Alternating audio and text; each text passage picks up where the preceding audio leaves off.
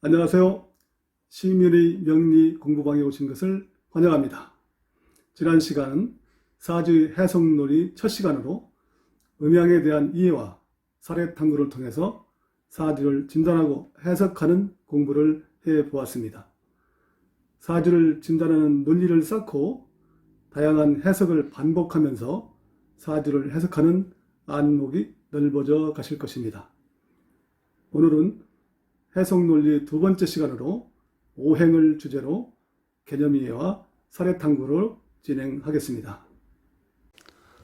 사주를 해석하는 개념 두 번째 시간으로 오행을 공부하는 시간입니다.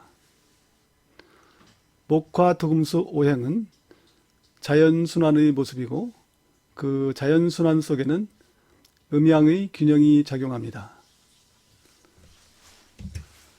자연순환의 모습인 목화토금수는 목은 태어나서 성장하는 모습이고, 화는 그것이 확산하여 꽃을 피우고, 토는 화의 무한 확산을 중화시켜서 금으로 전환하여 열매를 맺고, 그 열매는 씨앗이 되어 수로 저장되면서 다음의 순환으로 연결되는 것이 생장수장하는 목화토금수의 자연순환입니다. 이 목화토금수의 자연순환 속에는 음양의 균형이 작용하는데요.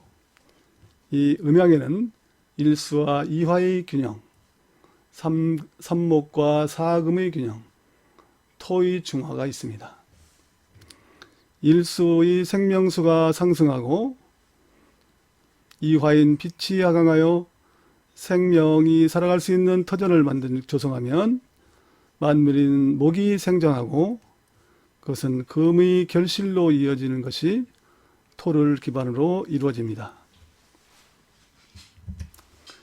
이 음양작용을 표현된 상수로 보면 음은 일수와 사금의 합인 오가 되고, 양은 이화와 삼목의 합인 오가 토인 오의 균형으로 균형을 이루게 됩니다.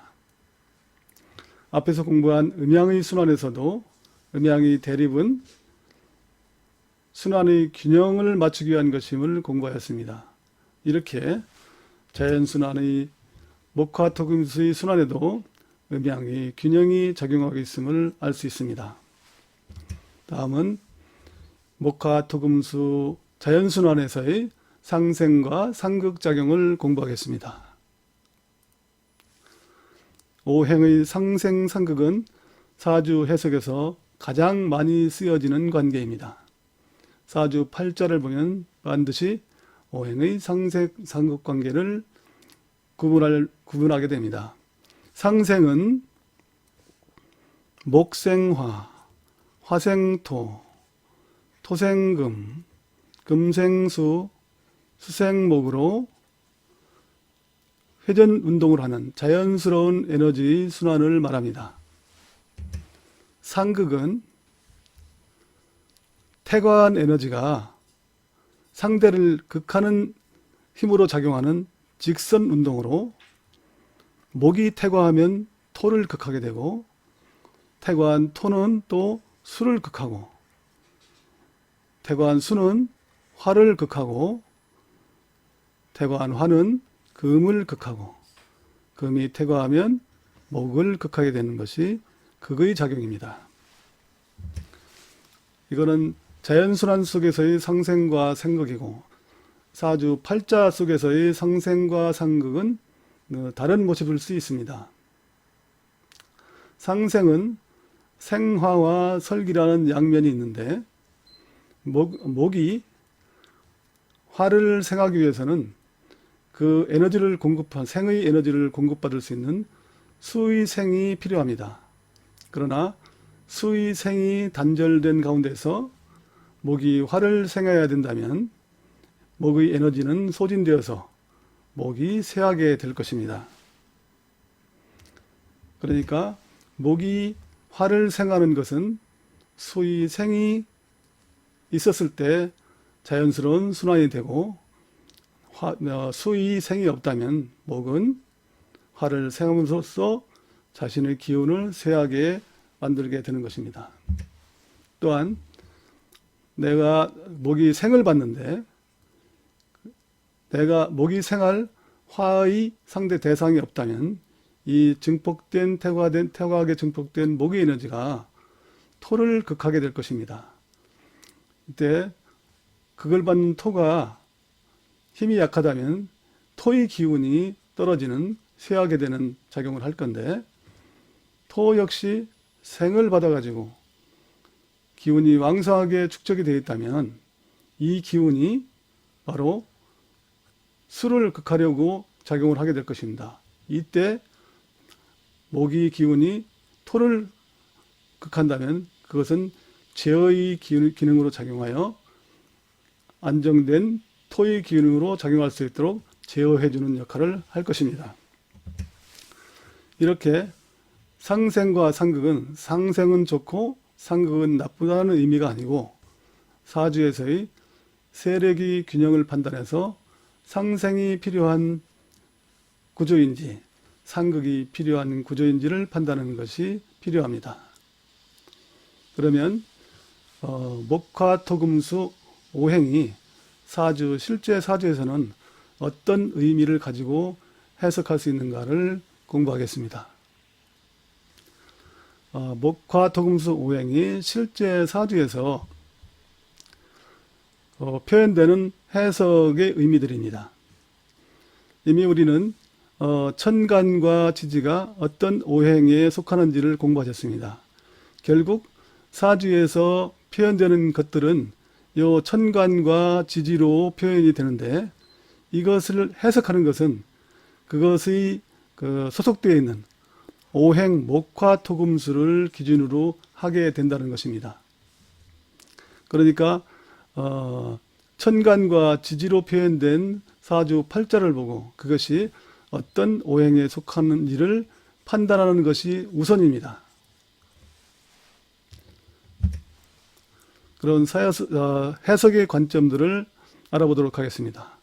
목은 초목의 물상으로 처음 땅을 뚫고 세상의 모습을 드러내는 모습이므로 시작의 기운이고 생기이며 땅을 뚫고 솟아오르는 용출의 기운이고 그것은 생명이 성장이고 또 시작하는 기운으로 계획을 의미하고 또 나아가는 진취성을 가지고 생명은 인한 것이므로 인을 상징하고 또 처음 시작하는 호기심, 미래지향적이고 리더십을 발휘할 수 있으며 생명을 기르는 또 사람을 기르는 교육과 출판, 언론, 또 위로 올라가는 건축, 사람을 상대하는 일 이렇게 개념들을 확산해 갈 수 있는 것입니다.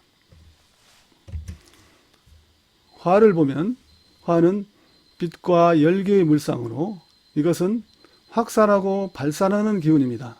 그리고 세상에 나와서 이제 기운이 섞이게 되고 그것은 빛은 화려함을 상징하고 또 남한테 보여주기 위한 표현을 의미하고 또 그 남한테 보여주는 것은 예를 기반으로 하므로 예를 상징하고 추진력, 적극성, 명랑하고 쾌활하고 밝음이며 그것은 표현 표출하는 방송과 예술, 종교, 전기, 전자로 해석을 확장할 수 있습니다. 토는 대지와 옥토, 산의 물상으로 중토는 조절과 중화의 의미가 있고 그것은 완충의 의미며 그거는 신뢰를 바탕으로 하므로 신의 의미가 있고 중앙을 의미하고 보수적이고 수정적이고 관대하며 성실하고 균형을 얘기하고 토는 부동산을 의미하고 종교적인 속성과 토 역시 교육의 의미를 담고 있고 상담과 중개의 의미로 확산할 수 있습니다. 금은 목화의 과정을 거쳐서 결실의 단계에 이른 것으로 쇠, 바위, 열매의 물상을 가지며 이것은 정리의 개념을 담고 있고 또 가을에는 겨울을 준비하는 가지치기와 잎을 떨구는 숙살의 계절이고 이것은 의로움을 바탕으로 해야 되며 냉철한 기운이고 또 화를 포장해서 금으로 포장해서 결실을 맺는 포장의 의미가 있고 결실의 결과를 중시하고 분석적이고 논리적이며 또 생장에서 결실로 변화를 시키는 개혁의 의미가 있고 또 기후를 중시하는 법의 의미 그리고 숙살의 기운인 군인과 경찰 그리고 열매로 결실을 맺는 경영과 금융, 생명공학, 의학의 의미로 확산할 수 있습니다. 수는 바다, 강, 눈, 비, 씨앗을 물상으로 마지막 단계인 저장의 의미가 있고 한 세월을 보내고 휴식기에 드는 겨울을 의미하고 이 씨앗에는 생명을 담고 있고 또 한 세월의 경험이 축적된 지혜와 신중하고 겸손하고 흐르는 융통성이 있고 세월을 지내면서 습득한 정보와 비밀 또 휴식의 어둠 흐르는 유통업 영업 음식과 해외 또 씨앗은 새로운 생산을 하는 생산의 모태가 되는 것으로 해석을 확장할 수 있습니다. 이렇게 일상생활에서 경험하고 느끼는 모든 것을 오행의 모습으로 관찰하는 연습은 해석의 안목을 키우는 것이 될 것입니다. 그러면 실제 사주 탐구를 해보도록 하겠습니다. 사주를 보면 이렇게 상호간의 상생과 상극의 관계를 살펴보는 것입니다. 여기서는 일간을 기준으로 중심으로 상생상극의 관계를 보겠습니다. 병화는 토를 생함으로 무토와 미토를 생하여 에너지를 뺍니다. 그리고 또 금을 극하는 에너지로 극하는 에너지도 역시 자신의 예전 에너지를 소비하는 것과 같습니다. 그리고 수의 극을 봤는데 수가 4개여서 극의 억눌림이 상당히 강합니다.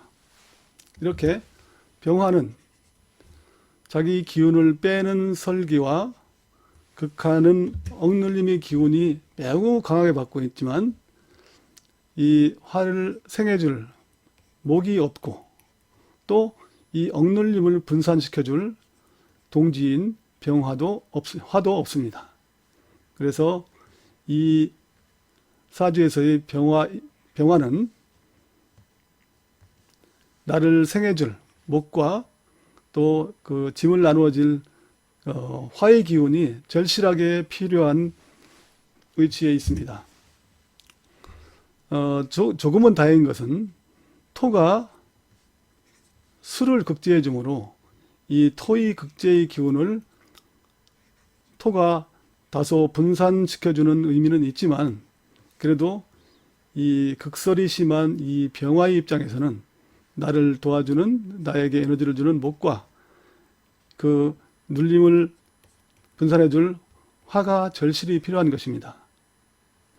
이 사주에서 무엇보다도 목이 있다면은 이 나를 극하는 수의 기운을 수생목으로 순환시켜서 목생화로 나를 극하는 에너지가 나를 기운을 북돋우는 에너지로 작용할 수 있는데 목의 단절로 인해서 수의 극을 그대로 받을 수밖에 없는 병화의 환경입니다.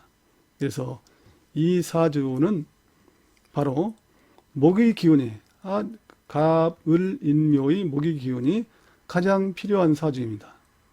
이렇게 사주에서는 자해는 일반적인 상생상극의 개념이 아니고 그 글자가 처해 있는 상극의 작용이 어떻게 작용하는지를 판단해서 그 기운에게 무엇이 필요하고 어떤 기운이 태거한 기운의 억제가 필요한지를 판단하는 것이 바로 사주의 해석입니다. 오늘은 오행을 주제로 개념을 이해하고 오행을 사주 해석에서 쓰는 표현들과 사례를 통해서 상생상극의 상호작용을 탐구해 보았습니다. 오늘 공부한 오행의 상생상극 관계를 보면서 이 사주에 필요한 오행은 무엇인지, 세력을 억제해야 하는 오행은 어떤 것인지를 진단하는 시간이었습니다. 다음은 십신이라는 새로운 해석 코드를 주제로 개념 이해와 사례 탐구를 해볼 것입니다.